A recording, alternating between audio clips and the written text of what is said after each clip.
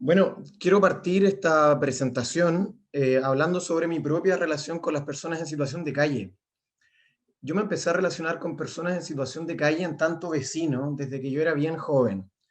Y participé en algunas navidades, eventos, cosas así, pero mi primera vinculación, digamos, formal, y para ponerlo en los términos que estamos hablando, metodológica con personas en situación de calle, fue en el Catastro 2011. En el Catastro 2011, que lo organizó la Universidad Alberto Hurtado, yo participé como voluntario precisamente porque estaba en la Universidad Alberto Hurtado. Y ahí me di cuenta de un concepto que quiero dejar instalado desde ya, y es el concepto que desarrolló la Universidad de Cambridge, que hace alusión con las poblaciones difíciles de encuestar, o las hard to survey populations. Esto quiere decir que hay poblaciones que por sus características, o por las características de un fenómeno, son muy difíciles de pesquisar. ¿Sí? Dejando esto en claro, quiero decir que mi siguiente relación formal a este nivel tiene que ver justamente con el registro social calle. Así que voy a hacer un salto de 5 años desde esa primera experiencia hasta el 2016. Por el 2016, el Ministerio de Desarrollo Social era un avispero. Estaban pasando muchas cosas y era el tiempo de hacer un nuevo catastro de personas en situación de calle, y aquí es donde se levanta una alerta que les quiero contar a propósito de mi propia experiencia con el catastro. Cuando a mí me tocó ser voluntario, yo fui capacitado por ahí en Moneda con Almirante Barroso, fui capacitado 20 minutos antes de salir a hacer el terreno. A mí me tocó hacer terreno en la Plaza de Armas, se imaginarán que es un sector más bien complejo, donde ocurren muchas cosas de noche. Entonces, pues, en esa noche de agosto, yo salí a la Plaza de Armas y a la vuelta de ese levantamiento en el que yo fui poco capacitado, eh, compartimos con algunos compañeros y nos dimos cuenta de que habíamos levantado la información a las mismas personas, de que otras personas les tocaron personas en situación de calle con algunos brotes psicóticos, que obviamente estaban descompensados y no sabían trabajar y les faltaban herramientas.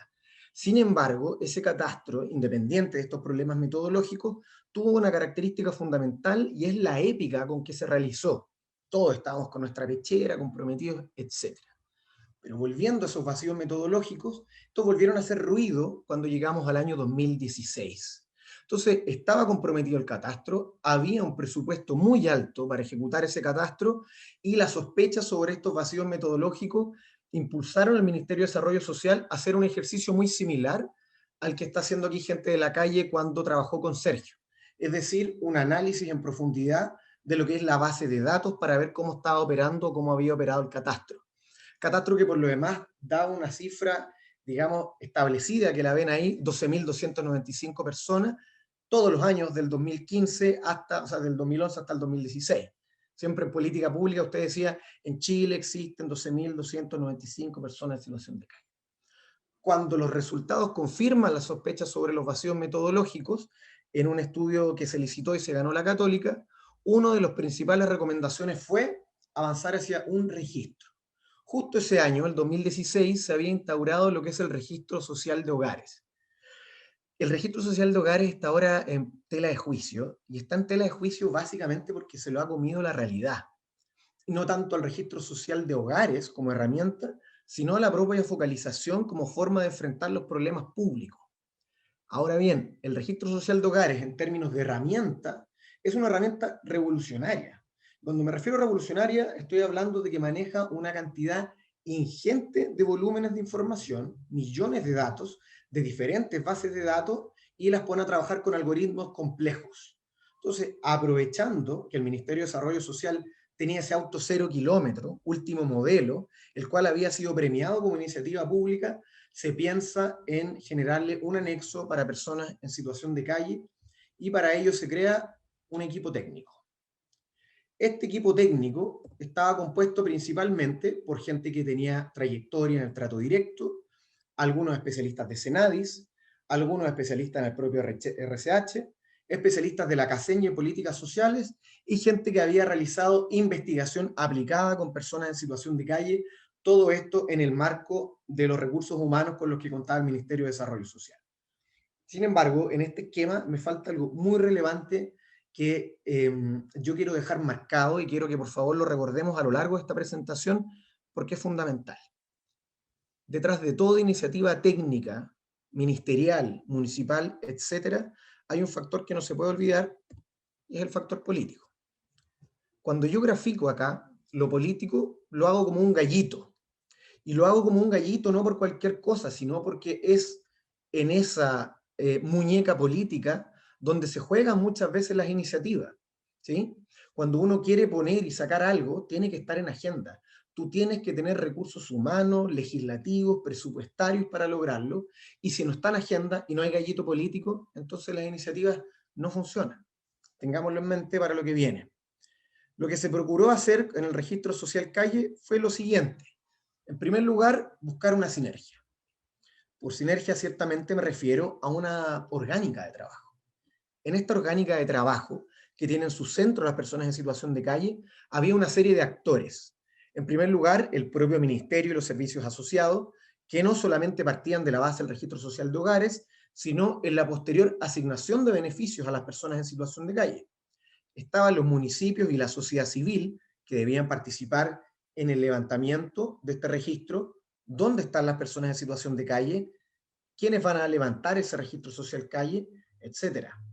Y las líneas programáticas que de cierta manera están a medio camino, porque muchas veces quienes lo ejecutan son, o sea, en realidad en un 100% a las veces, o la sociedad civil o los municipios. Y por cierto, intermediados por el Ministerio de Desarrollo Social. Con esta tríada se pretendía dar cuenta de lo que estaba ocurriendo con el fenómeno y levantar información sobre las personas en situación de calle. ¿Y esto para qué? ¿Cuál era la secuencia esperada? La secuencia esperada era identificar, registrar y asignar. Identificar a las personas en situación de calle en el territorio, municipios, sociedad civil. Registrar a las personas en situación de calle en el territorio, municipios y sociedad civil. Eso estaba contemplado de esa manera. Y por último, asignación de beneficios, y esto es también revolucionario. Cuando estamos en el trabajo en territorio, y un trabajador o una trabajadora social que está haciendo intervención directa, pongamos una persona que no ha tenido vinculación con dispositivos o programas promocionales o de ayuda en 5 años, 3 años, probablemente lo primero que hay que hacer es preguntar si tiene carnet, sacar el carnet y sacar el registro social de hogares o en su defecto el instrumento que haya de focalización. Pues bien, en la medida que nivel central hace un levantamiento masivo, lo que te permite es decir, de este número de personas, digamos de estas 12.295 personas, por usar el número del catastro, tenemos a 500, por decirlo, que son adultos mayores. Y de estos 500 adultos mayores, 300 no tienen la pensión básica solidaria. Entonces, esa pensión básica solidaria se gestiona desde nivel central y con eso se acelera el proceso, incluso antes de que una persona pueda tener el trato directo de un dispositivo. Esto, por cierto, es la secuencia esperada. ¿Sí? Entonces, ¿qué ocurre con los datos? Estamos aquí con una iniciativa basada en los datos y en grandes volúmenes de datos. Esto es fundamental y a mi parecer crítico, hablando además en este conversatorio que trata sobre la transparencia y el uso de datos. La lógica era la siguiente. El registro social CAI, al alero del registro social de hogares, iba a tener una plataforma que quedó en parte diseñada, donde se iban a almacenar los registros sociales calle, los anexos cuestionarios, y se iban a ir actualizando. Así, si una persona actualiza su registro social de hogares, por ejemplo, con una revinculación familiar, sale de esa base de datos de calle. Al mismo tiempo, esta plataforma integrada se comunica con otras plataformas como el Sistema Noche Digna o la base de datos del programa Calle e identifican los egresos marcados como exitosos para sacarlos de la base de datos de Calle e identificar así un N. Existen aproximadamente tantas personas en situación de calle, nuevamente considerando que esta es una población difícil de caracterizar y de contabilizar. Sin ir más lejos, en Estados Unidos, en Australia, en Canadá, la forma en que lo están haciendo muchas ciudades es simplemente un conteo con nombre y apellido y monitoreado desde cerca para ver dónde están en territorio, porque es realmente algo que no está resuelto. Dicho esto, la sinergia esperada, la secuencia esperada, la base de datos como estaba planteada, ¿cuáles son los principales problemas? Los principales problemas, a mi parecer, son tres. En primer lugar, un pilotaje insuficiente. Un pilotaje, ya sea un instrumento cualitativo o un instrumento cuantitativo, es fundamental. pero es aún más fundamental cuando se trata de una base de datos que está destinada a cubrir la totalidad del país, ¿sí? Uno con un pilotaje insuficiente no puede adecuarse a la casuística del territorio. Tú vas a levantar un registro social calle en una caleta, en una playa de Antofagasta, a las 8 de la mañana, o en el Bandejón Central, o en un punto, o en la Plaza de Armas, ¿sí? Vas a levantar lo que ocurre ahí, cómo interactúa el territorio, el momento, con la acción de levantar el cuestionario, cómo están funcionando las preguntas. Para todo eso, más aún, cómo está funcionando la propia base de datos en la medida que vamos cargando la información. Para todo eso es fundamental un pilotaje. Y el pilotaje fue insuficiente. Fue un pilotaje muy acotado, con presión de sacar esto rápido. Nuevamente, ¿qué ocurrió ahí? Hay una prisa que va más allá de lo que plantea, propone y puede hacer un equipo técnico. Segundo lugar, municipios saturados. Como se suele decir en desarrollo local, los municipios en Chile no son gobiernos locales, sino que son administradores de pobreza.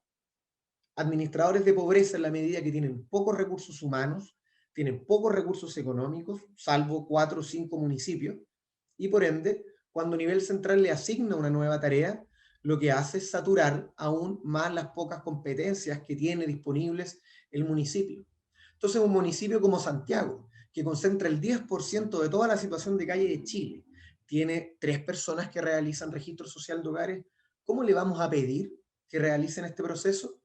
Y ahí uno podría decir, bueno, para eso está la sociedad civil que originalmente estaba contemplado en este proceso. Salgamos, ¿no?, con la pechera blanca y salgamos, vamos a ver qué ocurre. La sociedad civil estuvo ausente. Y la sociedad civil estuvo ausente no por un problema, o sí, por un problema de diseño. Y en este problema de diseño tiene que ver por una cuestión normativa. El registro social de hogares es un instrumento público que contiene información sensible y en ese sentido está supeditado a la Ley de Protección de Datos. Bajo la Ley de Protección de Datos, un instrumento de estas características no puede ser aplicado por una persona que no sea funcionario.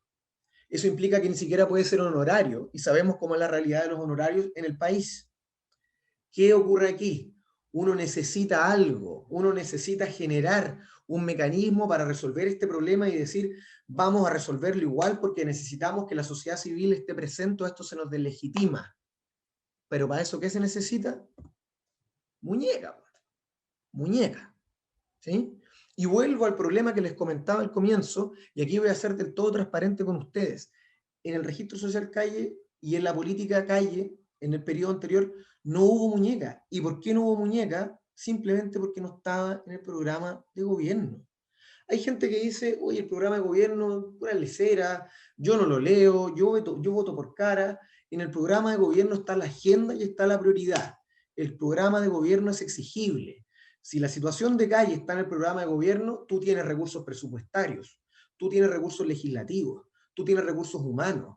Tú como equipo técnico puedes decir, necesitamos más pilotaje o esto no sale. Y así ocurre.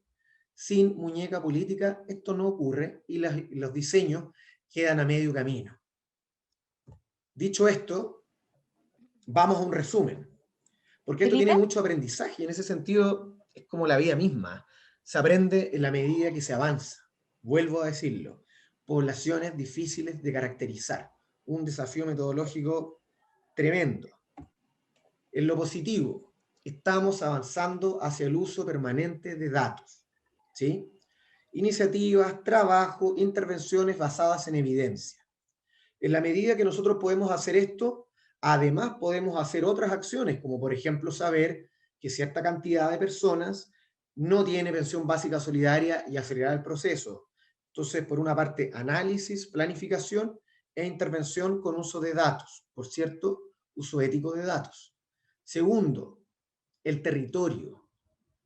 Si una persona, Dios no lo quiera porque qué terrible sería, está en situación de calle por ahí por Caleta Tortel, o en Palena o en Futaleufú, puede tener un registro social calle. ¿Sí? Totalidad del territorio. Y esto, en ese sentido, tenerlo unificado, es una de las pocas ventajas que tiene tener un Estado hipercentralizado, ¿sí? Donde se puede homogenizar cierta información. Tercero, información permanente. Si nosotros queremos hacer un estudio longitudinal, vale decir que vamos a medir el 2016, 17, 18, 19, 20, necesitamos información permanente, no podemos tener información quinquenal, ¿sí? Tenemos que avanzar hacia allá y esto va en ese camino. ¿Cuáles son los problemas? Que muchas veces atentan directamente contra estos factores positivos. Primero, un tejido de datos incompleto. Está incompleto, se relaciona con el punto anterior, por un cuestionario deficiente, ya lo va a comentar Sergio después, y en segundo lugar, porque no hay una integración de bases de datos de calle. Y esto puede parecer tirado a las mechas, puede ser una perogrullada, como dicen mis papás, pero es totalmente cierto. Nosotros tenemos programas que están circulando y funcionando y muchas veces pasando unos sobre otros y no hay una plataforma, no hay una base de datos integrada capaz de dar cuenta de ese trabajo. Tercero, una sociedad civil poco involucrada. ¿Y esto qué hace? Deslegitima el proceso y deja el tema calle como si fuera una temática o de expertos o una temática del invierno.